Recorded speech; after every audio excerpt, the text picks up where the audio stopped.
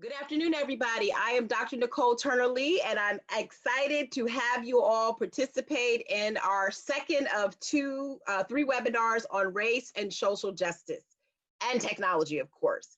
I'm happy to be joined by three distinguished folks that I admire all that they do. Who we have with us today is the former, I don't know if I should call you former because your legacy was so long-standing, Federal Communications Commissioner Mignon Clyburn, who was also interim chairwoman of the FCC for quite some time. Thank you, Mignon, for joining us today, or Madam Chairwoman, as I should say.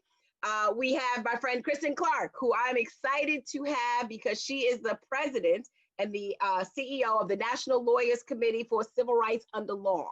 And I'm excited to have you because I've had Dorelli on here, but this topic I think really requires some legal thinking. And my colleague, Rashawn Ray, Dr. Rashawn Ray, who is a Brookings Rubenstein Fellow, as well as a professor of sociology at the University of Maryland. And for those of you who are joining us today, this is particularly important to me. A couple of weeks ago, I wrote a piece about, can smartphones help us in social justice and activism? And I wrote that piece primarily because I am finding more and more that people are enabling their mobile devices to capture these historic moments of trauma. Those historic moments were dating back to Oscar Grant, who was actually shot at a BART station in San Francisco. And honestly, before him with Rodney King, who was shot on a highway by a digital camera. We're actually seeing these incidences of violence being actually portrayed in the national media. They are shared among our social media platforms. And in many respects, and I hope to have this conversation today, they're either being helped to expedite justice or they're being still shown with no justice at all. And so today's conversation is one that as a sociologist, I'm particularly excited about. As a senior fellow at Brookings and the director of the Center for Technology Innovation, my work intersects race, social justice, and technology. And so this conversation today, I want to push it, you folks, with regards to what we're actually seeing, but whether or not what we're seeing is actually leading to a fair administration of justice. Just a shameless plug before I start, I do have a book coming out that actually includes one chapter on this, which is on the US digital divide, which will be out by Brookings Press in 2021. So for those of you who want to ask any questions as we have this conversation, please email those questions to events@brookings.edu. And of course, let's have this conversation on social media, which is using the hashtag digital justice. And so without further ado, I want to jump right into the conversation. Commissioner Clyburn, I want to start with you, because I think before we get into the nuts and bolts of this type of racial disparities that we're seeing in terms of policing and protest surveillance, et cetera, I want to ask you a question to just give us some level setting on how we got here. You've been at the commission where the use of mobile technology has increased, has become more prevalent, particularly among communities of color. Walk us through why mobile at this time. And honestly, you know, we can broaden it, why internet, right? But I'm not going to date you and take you back that far. So tell us a little bit of how mobile has really become a change agent based on your experiences working in the commission who has oversight of it. I want to thank you first for inviting me to this panel so I could get real geeky and show my librarian mom side or my historian dad side and take you back to World War I and say that if you were to look at those pictures, you would see a field telephone out there, which means our first look at a wireless mode of communications. And I could take you all the way through a history with that brick phone and the like, but a change on a device side came in 2007. Do you remember what the significance of that year was? I know you know, but for those who don't, that was the introduction of the iPhone, which literally changed the way we use devices with those multimedia functions, and it enabled and opened up several doors of opportunity for us to have this conversation today. But on a regulatory front, which is more in line with your question, in the 1980s, the FCC launched its first cell phone spectrum ban. And through a series of those decisions, you know, based on that, we are now seeing, and that launched this global mobile revolution.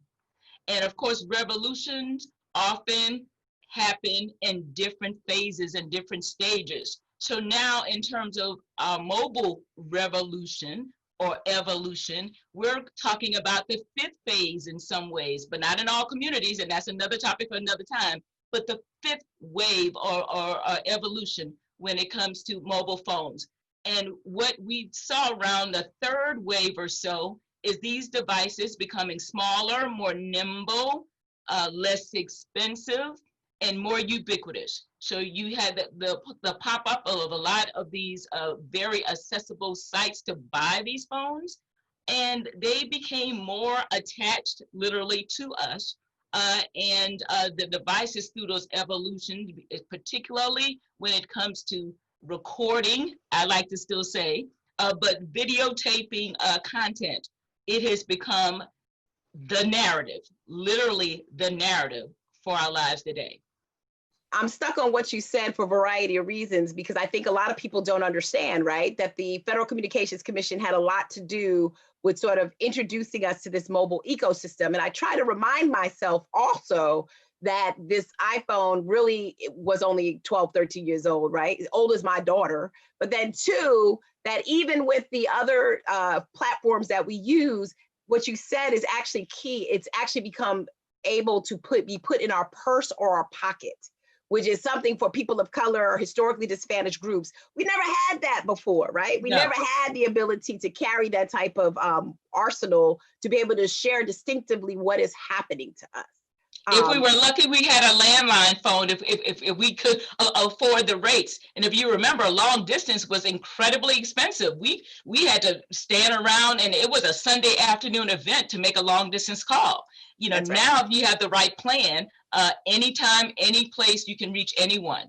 That's right. You know, don't date. I'm not going to date myself. You know, I got my new hairdo to look younger, so I'm not even going to tell people what I'm trying to, how far back I go when it came to like pagers and pay phones. But I want to switch it over to you, Rayshawn, right? Dr. Ray, when we think about, as sociologists, what is actually happening in this digital transformation, you know, when we look at Black Lives Matter, for example, you know, they started online. There wasn't, you know, I love the story of how Black Lives Matter got created, but really it became a movement that actually enabled itself through technology, much like we're talking about with these mobile devices. Speak to us for a moment about like social causes, social activism, and the role technology has played to sort of advance this message before we get into the nuts and bolts around, you know, what we're actually using this for and why it's so important at this moment. Well, thank you, Nicole, for having me, Dr. Turner Lee, to say that back to you. So I think when we talk about social media, and of course, as you know, for the past several years, I've been part of a group of researchers that have been collecting and curating data on social media and the Black Lives Matter movement. The big thing we have is a large digital archive of tweets, starting in 2014 when Michael Brown was killed. And we've just continued to curate those data, millions and millions of tweets. Obviously, as you mentioned, Black Lives Matter started by 3 Black women, primarily interacting on Facebook, communicating with each other, and now it's turned into an international movement. The way that the movement for Black lives has been able to use social media is something that is unprecedented. And what I mean by that, let's go back 5-6 years ago. After Michael Brown was killed, after Freddie Gray, Corinne Gaines, Sandra Bland, and so many others who weren't fortunate to have a hashtag, is that the level of public support at that time was significantly low. People were trying to figure out Black Lives Matter. It kind of reminds me of what's happening right now around the slogan, defund the police. I'm very curious to see that movement over the next decade. But the movement for Black lives, the support for the Black Lives Matter movement has significantly increased in such a short period of time. And that is because people affiliated with the movement, people who are working organizationally, have figured out how to use social media. They've particularly figured out how to use social media algorithms. So part of what happened recently with George Floyd and Ahmaud Arbery and Breonna Taylor and others is that when people were using hashtags on Twitter, Instagram, Snapchat, TikTok, whatever people are using, is that the algorithm now has loaded up additional videos for people to see. That shows that what happened to George Floyd is not isolated, that instead it is part of a broader pattern of systemic racism and police brutality. Not only that, the videos also show white people behaving in similar ways, but getting treated significantly differently than Black people. And I think that's one of the biggest things. And it's led to this racial awakening. And of course, I mean, COVID has contributed to that because people for a period of time, and for the most part in a lot of places around the country, have been at home or at least working from home, giving them the capacity and ability to look at things during the day, to watch news, to pay attention in ways that their former lives would not have allowed. So social media has played a big role in what's going on. And one of the biggest findings that I can share from our work is we looked at a year in Ferguson. So every single tweet that had to do with Ferguson from the time Michael Brown was killed until 1 year later. And what we found is that when the Department of Justice report came down, the consent decree showing that Ferguson Police Department had engaged in egregious forms of racial discrimination against Black motorists and Black people, is that what happened at that point, Black Lives Matter started getting so organized that it kind of started going underground a bit. And the tweets about Black Lives Matter was not necessarily as prominent as it was before. And then a year after Michael Brown's death, I mean, the spike that we seen in people using the hashtag Black Lives Matter showed that that was a deliberate organizational strategy to be able to highlight what was going on. Because Michael Brown was a catalyst in a sense that Black Lives Matter wasn't extremely popular nationally or internationally before that. But the spike happened, particularly with November when Darren Wilson was found or didn't actually go to trial. The grand jury decided not to pursue charges.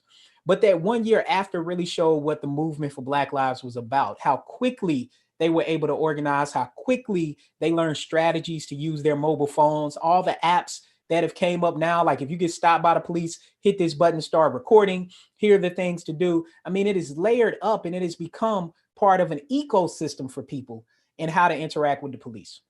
Wow. You know, I plan on in our third series having conversations around social movement theory, right? And what that looks like going forward. And I love the way you talk about it, because if you combine the tool, which back in the days used to be the telephone tree, right? When it came to organizing, you now combine this collective hashtag that has actually mobilized activity and really put the brakes on the fact that these are no longer hidden phenomena when it comes to police. Kristen, I want to move to you, right? Because part of it is we're seeing it. I mean, we all, I think, with Trayvon Martin, we actually saw the representation of the powerful imagery of hoodies and Skittles, but we didn't see it, right? But it came with Michael Brown and watching that video, which I believe Rayshawn was on body cam, right? Came out late body cam. But as we began to see citizens actually collect this information, the question I have for you is, no one ever talks about the First Amendment, you know, the fact that the legal rights associated with that. Before we go deeper, I want you to actually lay for us, Kristen, like what should we be looking at in terms of the enforceability, the admissibility of this type of content? Yeah. Well, first, thanks so much, Dr. Lee, for bringing us together for this really timely discussion. Really appreciate it. And, you know, you have the right to record. This is a right that is protected under the First Amendment. And courts have looked at the act of, you know, of recording and taking photography as forms of expression that are clearly protected under the First Amendment. And there is a circuit split on this question, and it is possible that this question makes its way eventually to the Supreme Court. But for the time being, the courts that have taken up this question of whether or not this is First Amendment protected activity have found that it is, and that there is no qualified immunity for officers in this context. I wanted to actually take a step back and just talk about the power of visual images of violence and brutality perpetrated against Black people throughout time. Because as it turns out, this is not just a new thing. This is something that really kind of dates back to, you know, the darkest days of Jim Crow. The images of lynched Black people, all right? The images of people assaulted on the Edmund Pettus Bridge, the images of John Lewis being brutalized by state troopers. Those images went viral too. They went viral on grainy black and white TV screens and ended up being images seen all over the globe that really brought a degree of shame on America, shame on the nation. And in some respects, those images and that shame that came along with those images are what laid the groundwork for Congress to pass the Voting Rights Act of 1965, and what really propelled Lyndon B. Johnson back against the wall to sign that remarkable act into law. Fast forward to moments like Rodney King, right? I mean, seeing that brutality. What were those devices called?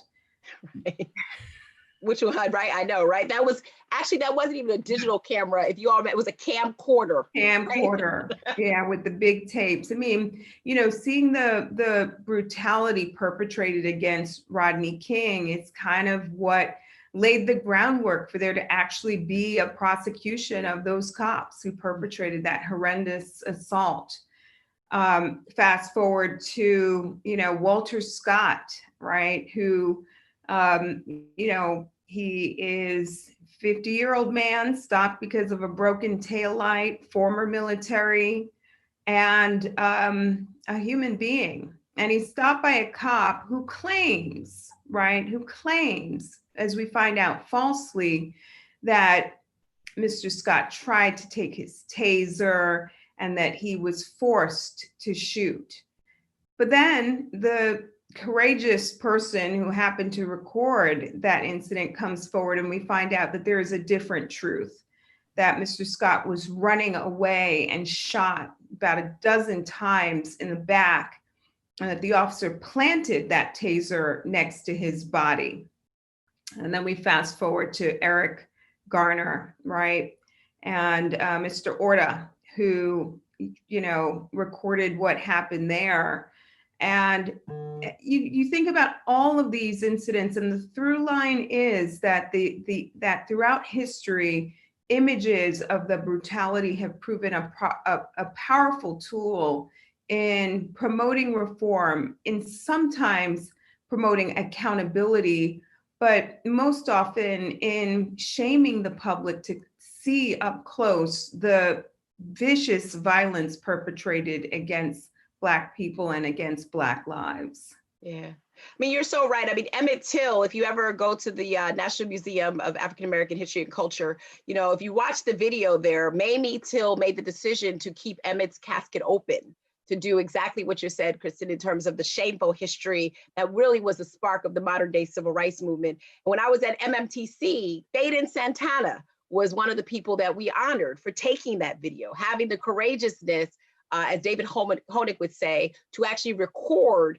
what had happened to Walter Scott, but since that time, there's been so many, right? And I think if we sat here and said the name of every person who has been the victim of police brutality, unarmed, Sandra Bland, right? Other people that have done that, Maud Arbery, even not shot by police, the fact that we saw it, it's traumatic.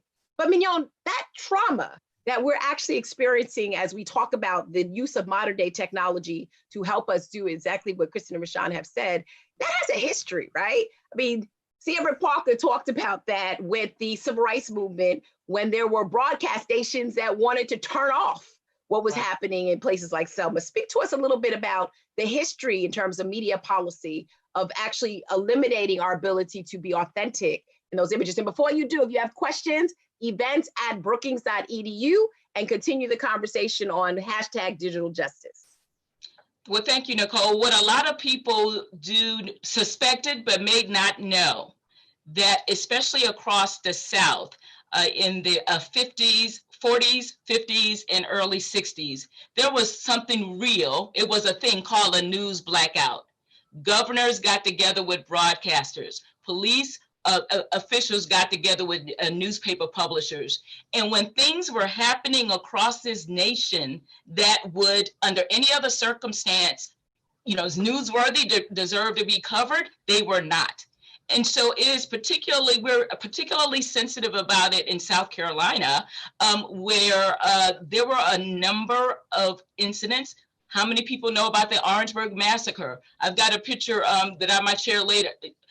Have you ever heard of, Sarah Mae Fleming?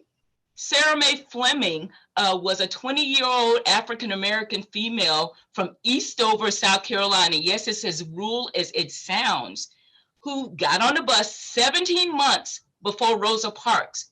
But because of the lack of covering what became 2 trials, you don't hear about her. But that particular case in Columbia, South Carolina, sparked, informed, and enabled the success of the Montgomery bus movement.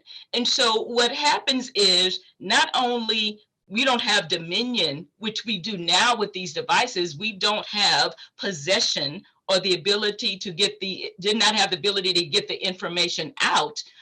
But because of that, there were gatekeepers that purposefully ensured that those movements, those acts of rebellion, those injustices were not broadcast or printed, and it gave a false impression to the world that we were okay, everything was all right, that there is no problem here. We know that's not the case, and what we see now are ubiquitous tools to more level that playing field for visual, audible, and other forms of justice. Yeah, I mean, I have to be honest, this is a really tough webinar for me to do, folks, because they're so close to home and the videos are so telling about what that looks like. But I would assume, Rayshawn, in the work that you do, though, working with police officers, that also brings a different angle to their work as well. And of course, I want to be sensitive to what you're seeing by what we're talking about so far, which is this availability of content that just brings the lived experiences of Black people closer to home, ones that were blacked out for periods of time. What is the strain on the police? I mean, without taking any sides, because we're nonpartisan and we try to be open, but where do the police find themselves with this plethora of content that is so telling about their behaviors? Yeah, I mean, I appreciate that question, and even to your point about having to give a caveat about which side we're on, it's unfortunate that we live in an era where it's perceived that police and people are on different sides when supposedly they're supposed to protect and serve. I mean, Nicole, as you know, I come from a law enforcement family, a military family, and now I study and work with police, which isn't even the reason why I study law enforcement. It directly kind of stemmed out of some of the research I was doing on health, and it speaks to your question about what impact it has on police. I'll try to break this down quickly. I think the first big thing is that it has a huge toll on their mental health and their emotional well-being. Now, law enforcement is an extremely difficult profession. I would argue probably most difficult that we have in our country. With that being said, they already don't get the proper resources they need when it comes to psychological services. So there's a recent study highlighting that 80% of officers report chronic stress. So that's depression, anxiety. They get angered easily. They have familial problems, 80%. 1 out of 6 report substance abuse. 1 out of 6 report suicidal thoughts, but 90% of them never seek help. And then you couple that with the destruction of a hero complex. Because part of what happens when kids grow up in the United States, we are socialized that the police are there to protect us, that they are the good people, right? We say good guys, which kind of, depending on where you are in the country, directly signals gender on top of that, even for people who just use guys to mean everyone. But the point of that is, as people get older, that image starts to erode. And for people trying to psychologically process that, it has a huge impact on what they're doing. Now, this is the kicker, though. Even though it impacts their mental and emotional health, and their emotional and mental health is already problematic to begin with, it doesn't necessarily mean that it impacts their outcomes. There's a theory that has been being put out there about the Ferguson Effect that came about from Ferguson, Missouri, more or less saying that, because of the continuous strain and stress of law enforcement and the attention on them, that it's going to impact how they do their job. There's no empirical research to support that whatsoever. If anything, it's the exact opposite. Let's take this moment. Have police killings decreased during 2020 as use of force decreased? No, you know what? It's actually increased. If the Ferguson effect was correct, what happened to George Floyd? Well, then you know what? What happened to Jacob Blake right down the road wouldn't have happened. And of course, there are other incidents that we can highlight. So part of what happens is that people get pushed back into a corner and they kind of react to that. One of the biggest things that I could tell people, and of course, I've conducted implicit bias trainings with thousands of police officers. My, team at the Lab for Applied Social Science Research have done ride-alongs with, so many different ride-alongs. We've interviewed hundreds of police officers. There's one main finding about Black Lives Matter. We asked them, what do you think about the Black Lives Matter movement? Now, this was, I think, like 3 years ago when we asked them this, but I don't necessarily think that it's changed a whole lot. I think maybe their nuances have changed it slightly. But we asked them, what are your views on Black Lives Matter? Do you view them as positive and negative? Here we go. 75% of officers who have over 8 years of experience have negative views of Black Lives Matter, 80%. Now, what's interesting about that is there really aren't any racial differences there. Black officers are just as likely to have negative views. Now, younger officers, their views are a bit more nuanced. And of course, in policing, oftentimes experience is highly correlated with age, not always, but generally if you have an officer who's only been on for 3 years, they're more likely to be younger. And if they have, 10 years, they're more likely to be older. But here is one of the slight separations. While Black officers have negative views, white officers, 75% of white officers with high levels of experience view Black Lives Matter as a terrorist organization, even explicitly comparing Black Lives Matter to the KKK. So we have to be very clear about the perceptions. And then we have to think about, what does it mean for just a Black person to be walking down the street with a Black Lives Matter shirt or hat on, or even a white person? Because part of what's happened in 2020 with this racial awakening, if we look at Portland and Seattle, it's mostly white people in the street still protesting and continuing those protests days on end.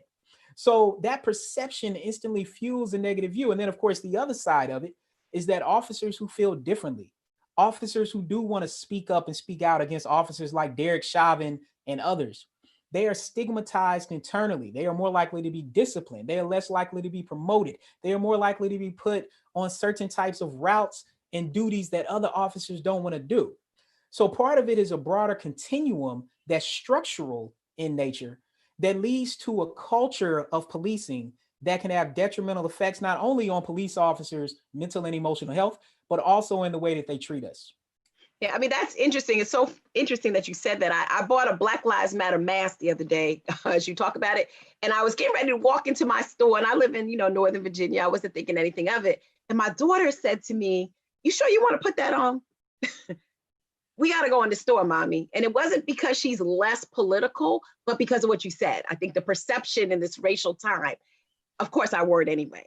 But Kristen, I want to go back to you, right? Because I think what Rayshawn is talking about is one of the reasons why we may have this misadministration of justice, because underneath this code exists that actually says something about the militarization of these movements that may, even with the video, showing a Black man being shot, showing a Black woman being shot, we still are at this space where there's a failure to actually get these into any level of prosecution. Speak to that. Speak to us on that particular aspect. Well, I did bring up the Walter Scott example because that ended up being one powerful instance in which the bystander video is what was used to bring the officer to justice, which proved that he falsified a report, which proved that he planted evidence on Mr. Scott, which proved that he shot him in the back as he was fleeing. So, I do think that we need to continue to be courageous and record these incidents. We won't always see justice, but they're a critical tool, a critical weapon in holding officers accountable. And there's another piece to this that I want to bring up, and that is recording protests as they are taking place and carried out. Protests are kind of a remarkable moment, right? Because you have the public protesting the very institution that is surrounding them and surveilling them and often using force as a tool to constrain their activity. And, we have seen in the ensuing weeks that peaceful protesters have been assaulted, that members of the press have been assaulted, and that's in large part because the cameras are rolling. My organization, the Lawyers Committee for Civil Rights Under Law, along with the ACLU of DC and the DC Lawyers Committee, recently filed a federal lawsuit against the Trump administration for the vicious assault on peaceful demonstrators carried out in Lafayette Square, right in the shadow of the White House. And many of you may recall this moment where President Trump comes out, flanked by Attorney General Barr and other senior administration officials. And there is a group of demonstrators assembled that included a mother and a 9-year-old child, or a set of our clients, a pastor, a veteran. And this is a multiracial, multi-generational group. And without provocation, Attorney General Barr ordered the use of violence against that group. You had the US Park Police, you had the secret police, you had all kinds of federal law enforcement flanked in riot gear that fired pepper bullets, that fired, used their batons to disperse this peacefully assembled crowd. And the Trump administration will come up with its own version of events that day. But one of the reasons why we were able to pursue this suit was not just because of the very compelling, truthful, and powerful accounts of our clients, but we have it backed up on video. We have it all backed up on video and feel very confident as this case moves forward in federal court that we have a pretty ironclad case that makes clear exactly what transpired that day because so many cameras are rolling. So, it's not just about the horrendous police shootings, it's also about the protest activity. And that to me is critical to preserving this racial justice movement that is underway right now. Yes, I mean, I think that you're so right that the ability to actually use these technologies in a way that is, degrading to surveillance, right? And the fact that, I want to go back to you, Mignon. I mean, the last time we heard about this type of surveillance was in the 60s, right? When leaders were surveilled. In your opinion, as you think about this, has the technology also become so strong that it actually can work on both sides of the coin when it comes to helping and also hindering us? I often talk about technology as being agnostic. I mean, it really is. It is a means, it is a platform, it's a conduit. It is used to reflect and to capture what is going on during that particular time. I read a commentary about Jane Hugh, who put this in a way when we talk about these platforms in a way that I could not. She said, every historic event has its ideal medium of documentation. I mean, just think about, that sounds simple. At first it was the oral history. Then we had printed, be it books or newspaper. Then we had, still pictures and then radio and television. And now you've got, the video component. But, I have this quirky thing often where I pick the word of the day. All of this, and when we talk about the platforms which this exchange is resting, all of this offers validation. To me, that's my word of the day when we talk about this panel, validation. The things that we have been saying, the things that in our communities were so self-evident, the video component offers validation. What it does not offer, unfortunately, is justice. It does not guarantee that. And so the rest of society, needs to heal and fix itself, but it is very clear, it's very visual. We've got the documentation, the validation for the concerns. We've got a lot of other healing to do in order for that to match up and to deliver justice. That's right. And that's why I ask people to put hashtag digital justice. It's a concept that I've been working on as part of my book, which is around what do you do next when you give people the power of technology or you exclude them from the power of technology, like those who are digital divide. At the end of the day, this all centers around justice for people to have access, and justice, Commissioner Clyburn, to your point, that people can follow through on that access, right? There are no trade-offs here. And Rayshad, I want to talk to you too, because you and I are doing this project that takes this technology to the next level around facial recognition technology that also facilitates this type of bondage, this oppression that actually happens when people are equipped with these kinds of tools.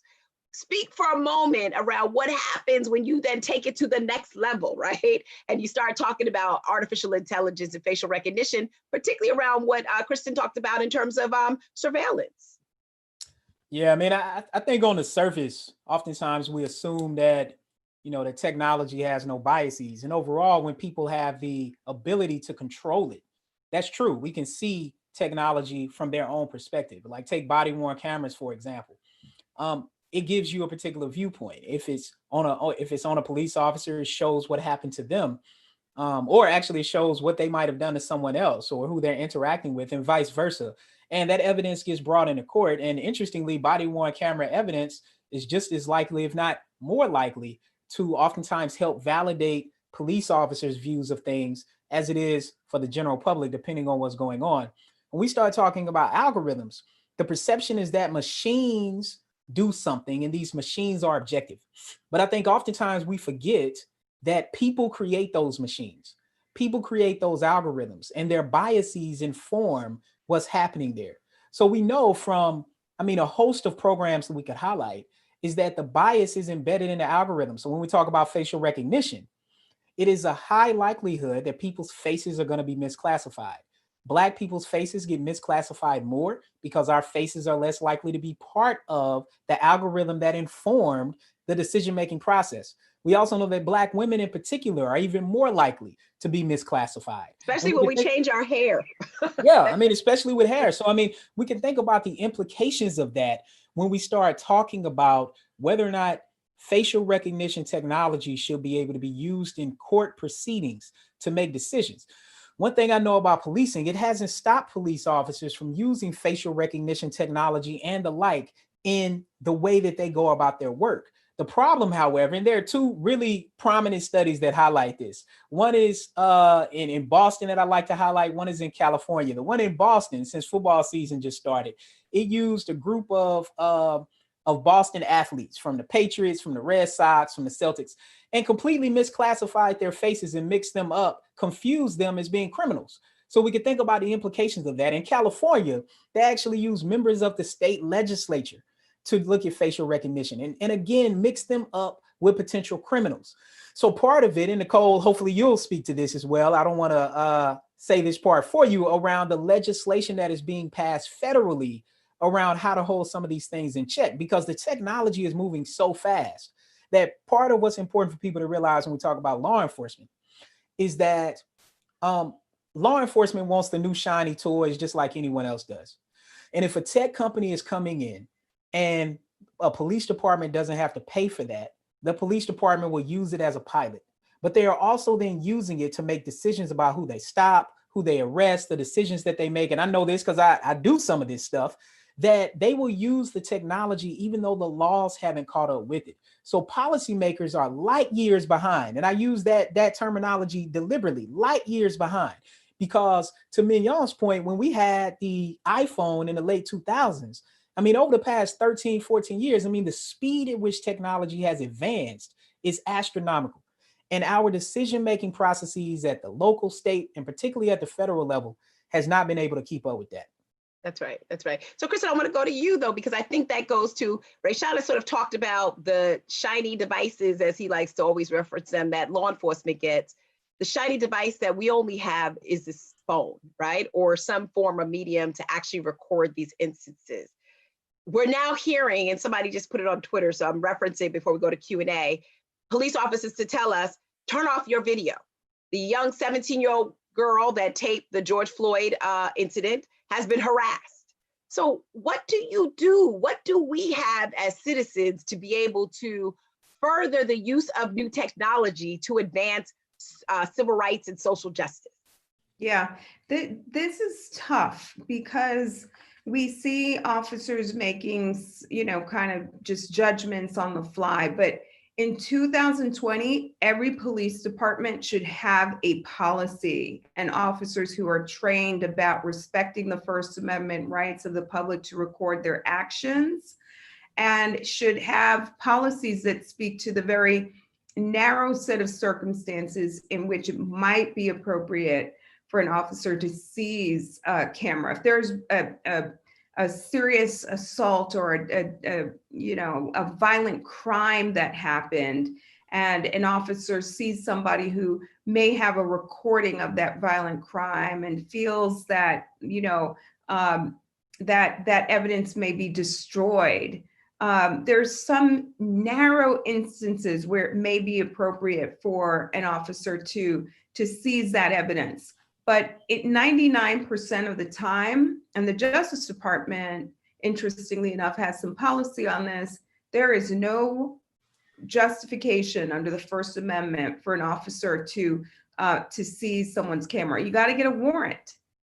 You got to get a warrant like anyone else. You can't interfere with somebody as they're recording. I saw one of the questions that came in over social media kind of says, well, what do you do if a cop says, turn it off or step away?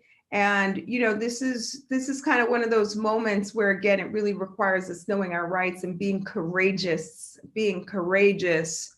and having that courage, because we have seen time and time again how, but for that video, we would not be talking about these police shootings. We would not be talking about these deaths. We would not be in this moment that we're in right now, where we've got one of the nation's largest racial justice movements ever, fueled in part by people who are courageously stepping out and showing the brutality that's always been there, and putting it up front, close and personal for everyone to see in ways that have made the public very uncomfortable.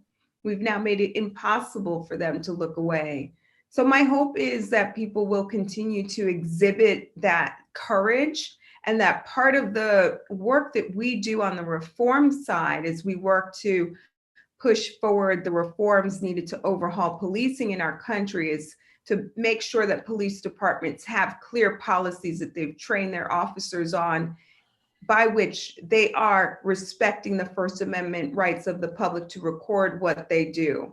That's right. That's right. When I was at MMTC, we talked about making sure the civil rights organizations, right, were able to actually feel comfortable recording these types of incidents. I know Marita Coley is watching out there. I do give you shouts for that, because that was the first time that Phaedon Santana was recognized for his efforts. So before we go into Q&A, I do want to ask you all, look, we're at an opportune time. As Kristen has said, this is one of the first times that we have seen this continuous, 6 months. We had, as people have called it, the multiple pandemics of COVID and racism all operating at one time. And again, with Black Lives Matter, seeing this synergy that's actually existing, where people are now saying, yes, Black lives must matter, right? And we will tell you why. Look at the tape. So I want to ask you all, because we're on the eve of, again, another 48, 50 days before an election, what would you think are some of the policy takeaways that we need from this? I know that Congress recently has passed things like the anti-lynching bill, right? Which allows us to really condemn modern day lynchings. I know that there's also a bill right now that is before on the House, which is around the racial disparities in healthcare. I think Ayanna Pressley is one of the co-sponsors of that, which is all around making sure that there is anti-racism research when it comes to health. I don't know, Mignon Clyburn. I think that Rayshawn, Mignon, Kristen, there needs to be some type of takeaway around the explicit use of these types of video devices for the administration of justice. So I'd like to hear from each of you what you think are some of the policy takeaways, so that we're not just having these conversations around having something in your pocket to record something bad. What can we do to actually be a real change, a real takeaway in terms of the policymakers? So I'm going to need Rashawn to help me with this, but here's something that is bold by way of how I feel, but it might not be precise in terms of how I share it. When we talk about, AI, when we talk about these platforms, these algorithms that are used to dispense justice, I believe they should pass a certain test before they get purchased. I believe they should adopt some of the characteristics of the California law that demands diversity when it comes to the boards. I think you should demand diversity, inclusion, and oversight, as well as an evaluation before the first penny is spent, before the first RFP is delivered, that there is some type of review board that would look at that to make sure there's not unjust or bias built in to the system. So I would say, tackle it head on. Be unapologetic and forward thinking about things at inception, as opposed to us going like, oh my gosh, 30% of the time my face is not either not recognized or I'm misidentified. Again, African-American females have the worst outcomes when it comes to facial recognition. But we need to make sure that it's built in. So laws and applications and practices need to be built in at inception. That's right. So I'm gonna give you, I was on a panel the other day with some very distinguished academics from all over the country, and they did this, snap, snap, snap, in agreement for what you're actually talking about. Rayshawn, actually I'm gonna break it up. Let me hear from Kristen and then I'll come to you. Policy takeaways. We've heard that we have to have a better review of the inclusivity and representation of these types of technologies that are being deployed. Kristen, in terms of you, what would be some policy takeaways so these videos are not done in naught? Well, I think this needs to be a part of the overall conversation that we're having about how we reform policing. The House passed the George Floyd Justice in Policing Act under the leadership of Congresswoman Bass. And sadly, that bill is collecting dust on the desk of Mitch McConnell. But on the local level, as we continue to drive and push and press our demand for policing reform, this needs to be an issue on the table, making sure that police departments understand that they've got to respect the First Amendment rights of the public to record their activity. It's interesting because this conversation plays out at a moment when we're seeing increasing and troubling use of drones surveilling Black communities. So there is a tension there that I want to acknowledge, but I think that this needs to be again, a part of a real conversation about how we overhaul policing. It's not just banning the chokeholds and banning racial profiling and creating databases to track bad cops to prevent them from moving from one department to another and ending qualified immunity. Those are incredibly important issues, and this equally occupies a central role in that conversation. Right, I love that. I think that actually becomes like a takeaway within the legislation, which some have not talked about. So I'm very glad that you brought that up. Is we're going after criminal justice reform in terms of sort of tackling the precedents that we have. Perhaps we need to enable these types of technology uses in a positive way to ensure that they can be admissible and captured without any type of recourse. Rashawn, before we go to questions, what would you have as a policy takeaway? That's all I got. I mean, I think Mignon and Kristen, I mean, they hit the nail on the head. I mean, on the George Floyd Justice and Policing Act, it is the most transformative piece of police reform we've had. And if people want that to not collect dust, because I obviously have a problem with that as well, then people need to think about November. Because more broadly, when we think about what the political landscape is, if various people win in November across the board, from kind of the presidency through the Senate and House of Representatives, particularly the Senate, then all of a sudden the George Floyd Justice and Policing Act becomes law. I think specifically on AI, yes, we need proof of concept. Yes, we need evidence-based research. Yes, we need randomized controlled trials for these. And yes, we need proof that equity and diversity has been included from top to bottom, including the faces used to inform the AI, as well as the people who are making decisions to actually fund the AI algorithm and the technology. I think these sort of things will be really transformative moving forward. And there's one big thing on policing that I always push after studying this for about a decade. if we really want to make the biggest impact we could have on policing, the biggest thing I've learned is that police officers lack accountability with the communities they serve. Now, they have a lot of internal accountability. I could talk about that, but that's not external.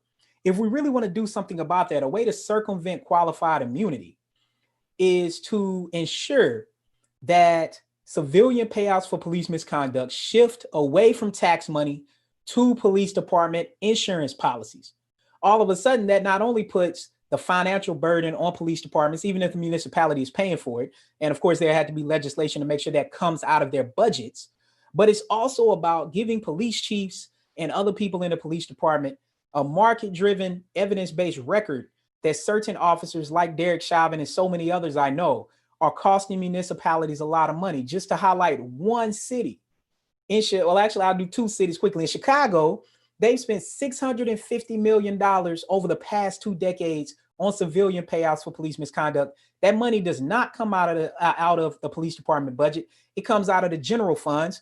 As much as people like to talk about crime on the west and south sides of Chicago, imagine if that money went to education equity, went to work infrastructure, including training people for tech jobs, which is where the market is going. And then in New York City, they spend about $70 million almost annually on civilian payouts for police misconduct. That is money being wasted because police officers are mistreating people, oftentimes mistreating Black people, but not always, oftentimes also mistreating white people, Latinos, Asians as well. And I think we can make these changes. And of course, technology is a big part of it, but the perception that technology is going to be the solution to these types of things, an equitable solution, is the wrong way to approach it. Well, I want to go into it. I'll open it up to all of you. And then I definitely have to get to a couple of questions that keep coming in. They're really good questions too. But are you telling me, Rayshawn, that yes, we've got to deal with the structural foundations of these civilian payouts and the lack of accountability among the police officers? I just want to know what happens to these videos, right? I mean, is there something that can be a police officer that has these kind of videos attached to his name, her name, record? You know, I mean, how many sacrificial lambs do we have to have that are recorded on tape before a police officer is held accountable, particularly when the view is good? We're not talking about like grainy videos. So I see Kristen is, I mean, I would like some response to that, because I think that, to your point, we've got to figure out a way to bring in these outcomes of technology into the discourse. Before the experts go, let me weigh in, because I'm from Charleston, and we had an opportunity, sad and painful, to meet with some of the members of the Scott family. If you look at the background of the officer, this was not his first negative encounter, nor was his first encounter that resulted in death. And so when you talk about accountability, it has to work both ways. If you're asking for the community to be accountable for itself, you need to look in the mirror also in terms of law enforcement and to be accountable to the community. What Rayshawn said, and we have to walk and chew gum at the same time. It cannot be you go first and then me. It has got to happen simultaneously. It has to be intentional. And if we want the communities and the perceptions to improve, everybody has to give simultaneously. That's right. Krista, did you want to jump in? I just wanted to say a word about police union contracts, which I think are a real barrier to reform. And even in the instance where you may have a powerful video, documenting use of excessive force or deadly force by a cop, often the terms of collective bargaining agreements will give that officer the opportunity to see all of the written statements, all of the photographs, all of the video recordings first before they come up with their iteration of what transpired. And so as we just think about the world that we need to move towards, I do think that keeping police union contracts and how they stand as a barrier to reform is an important thing to just, put a pin in and keep on the table. That's right. Okay, so I have a couple of questions. Thank you so much for all of this. my heart again is so full every time I do these conversations at Brookings. It's so full to actually begin this dialogue, and I think we're on to something. So let's keep talking about this. So a couple of questions I do want to share before we go. I mean, we assume, and this is from Anne, that everyone has broadband access too. I mean, how many killings and shootings are happening with people who do not have the access to record it? Would love to hear more from Anne. Has a question on how do you get, she said Brookings, and we're having this event. We're starting the conversation. But she said, and Black Lives Matter, to expand upon getting internet to everyone in our country around these racial disparities, especially in things like education, access to technology. Any conversation on, you know, I'll kind of swing Anne's question a little way, on people who are disempowered and disconnected and how they actually are able to tell and narrate their own stories. I mean, Nicole, it seems like, can you answer that question for us? I could, but I'm hosting you in my living room, so you got to answer it. Well, I'll say a part of what Nicole would say, because I think she is the premier expert on this issue. One of the big transformations that Nicole is pushing that I've seen being implemented across the country, one big innovative idea, particularly now with not just people capturing what's happening to them in their communities, but also kids trying to get access to technology in the midst of a pandemic, where you see police show up to arrest kids because they're sitting outside of a restaurant trying to get Wi-Fi access. I mean, that is the world we are living in the United States. And one big thing Nicole has said is, what happens when we outfit school buses that aren't moving right now with Wi-Fi and set them up as hotspots on their routes in their neighborhoods? I think that is one of the most innovative ideas that could happen. And it actually doesn't seem like it should cost a whole lot or require a whole lot of resources. And you've instantly covered people. So now you got to deal with the devices.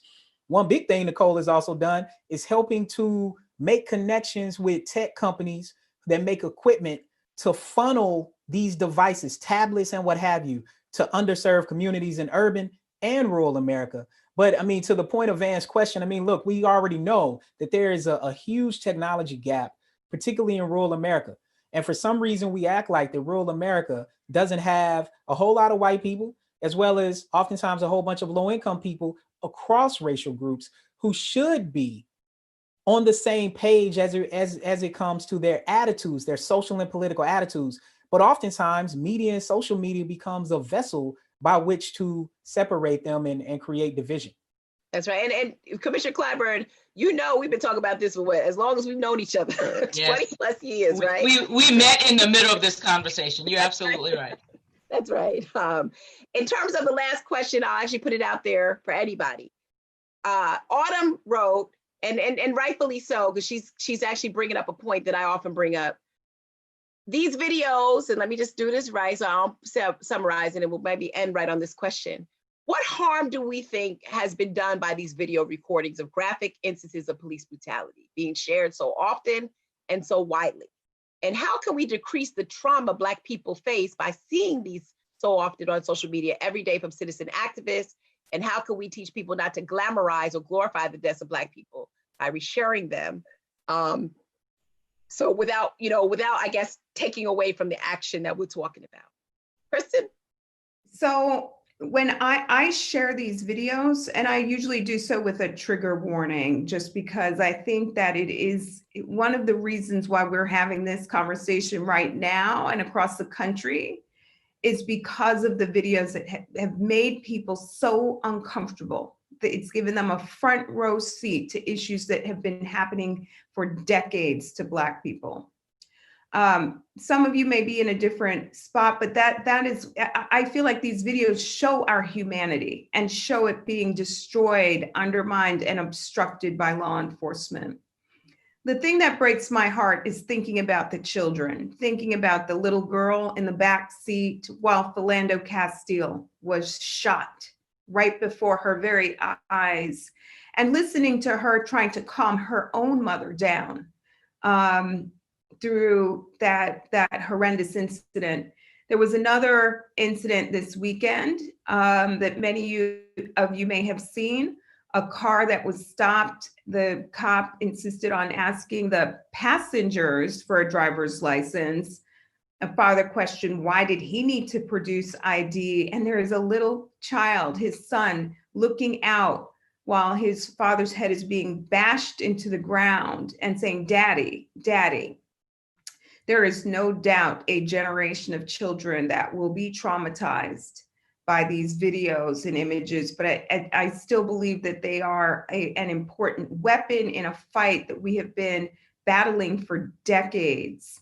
If I might give a selfish plug, Nicole, as we wrap up, we're building out our criminal justice team and looking for people who care deeply about these issues. So I encourage people to check out the job vacancies on our website. Stepping up our fight against mass incarceration and stepping up our fight against police brutality are front and center for us at the Lawyers Committee for Civil Rights Under Law right now.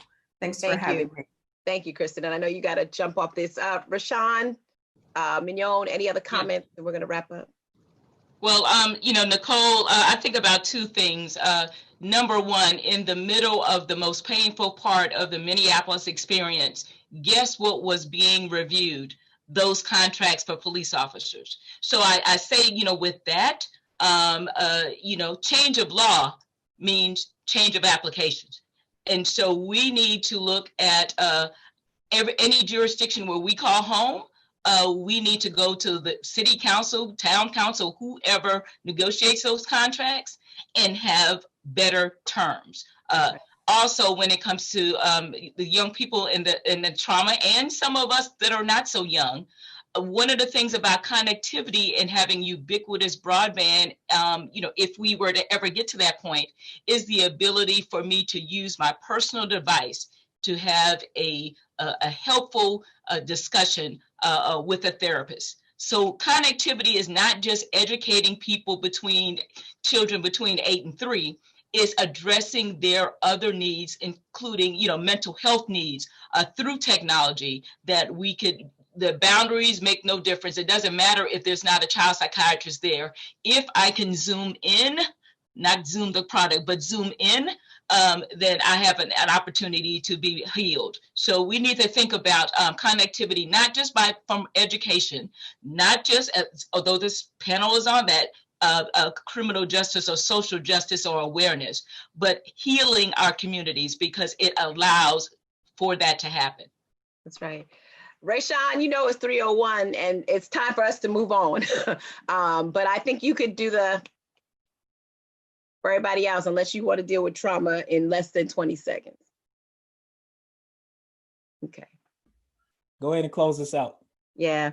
Racism is traumatic, folks. I mean, I think that question from Auden is quite real, but I also say that what Kristen ended with is that we cannot actually pull back from what we're seeing. If it wasn't for people like John Lewis, and rest in his health and rest in his peace right now, of being able to show his face badgered and brutalized based on his walk for freedom, if it wasn't for the fight to actually televise the civil rights movement that was happening in Alabama, where fire hoses and people were being brutalized, we would not have progress. And so as we move forward, we must be sensitive to what everybody has said. Is as I see these events, I always talk to my own children and make sure they're aware of what's actually going on around them. But this is not a safe space for Black people right now. And I think that's the purpose of this conversation.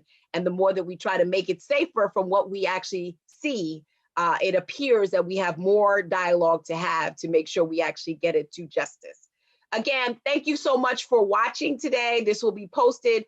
Let other people know about this conversation if they were not here today. This is an important dialogue that I think brings technology into the mix of social justice. If you want to hear more from the Center for Technology Innovation, we also have a podcast, and I ask you to go to our podcast and listen to those episodes, one which is on racial bias in tech. Kristen had to drop off for another event. I know the two of you are busy. I thank you for your participation, and this is not over. We have one more of these that are actually coming up on racial equity and technology, which will happen in the next couple of weeks. I ask you to also join that as well. Thank you so much, everybody, for giving us an hour of your time today, and we appreciate it. Keep the conversation going, #digital justice. Thank you. Thanks for watching. Be sure to like and subscribe for more videos from Brookings.